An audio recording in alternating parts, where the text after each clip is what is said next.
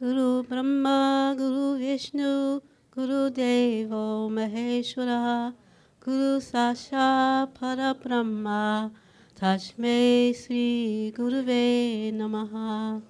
Tumiva Mata Chapita Tumiva, Tumiva Bandhu Shashaka Tumiva.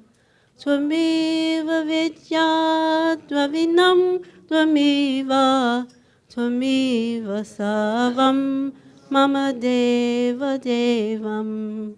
Janjan Swami Maharajani Jai Jai Jai.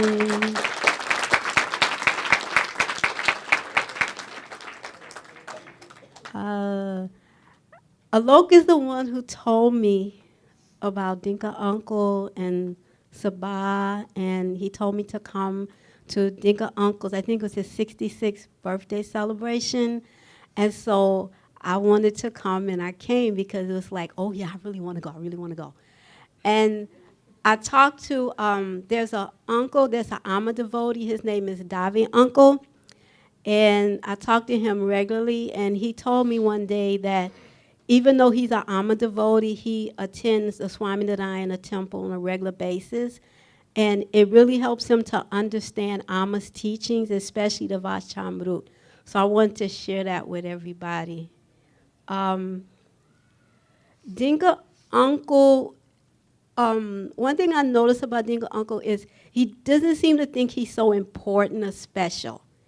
And he's just like always the same. When I see him eating, it's not like, oh, this is really good, or I don't like this so much. He eats everything the same at the same pace. And it's just the same. It's like he's just eating nothing. It's just going into his mouth and nourishing his body. And then it made me think, what made me think about it was I was reading a book, Remembering Malcolm.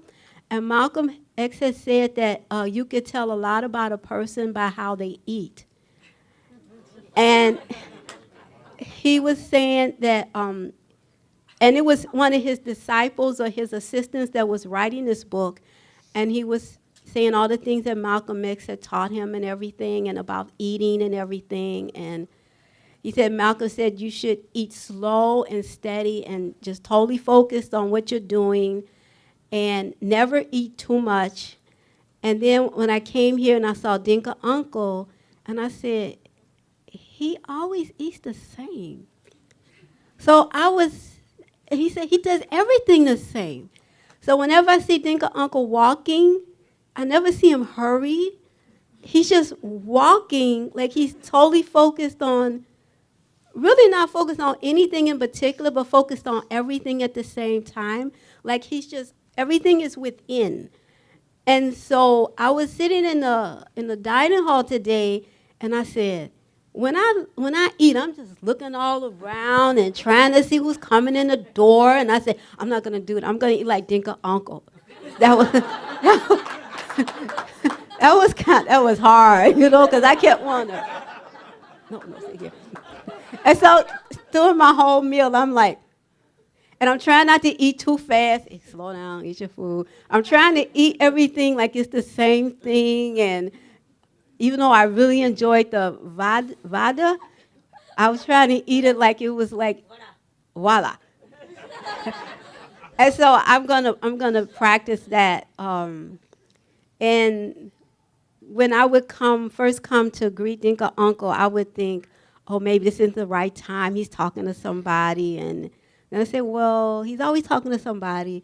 So I would just go anyway. But after a while, it's like his receptivity, his attentiveness, he gives everybody the same.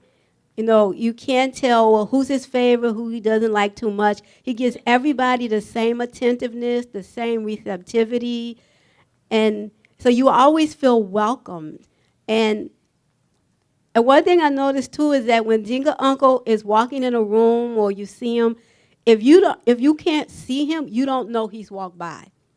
You don't even know he's there. And so it's like I have to become more aware because I'm trying to figure out, okay, what is it I can do to let me know that Dinka Uncle is walking by without me actually seeing him? So I said, well, maybe it's this subtle vibration that I have to become more, attune my awareness more so I can feel that real subtle maybe it's a vibration of love or something. Well, I can feel this vibration, then I know Dinka Uncle's in the room. But other than that, you don't know. Because it's like so, like I don't want to say it, but it's like flatline. You know, it's like when you look at the scope and it goes, Dinka Uncle is like,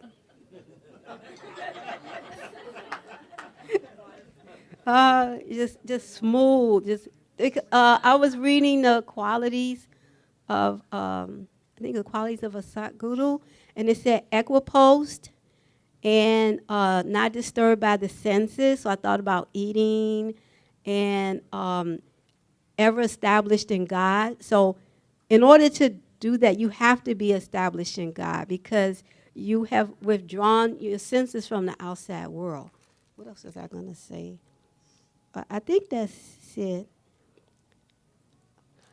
John and Swami Maharaj and E.J.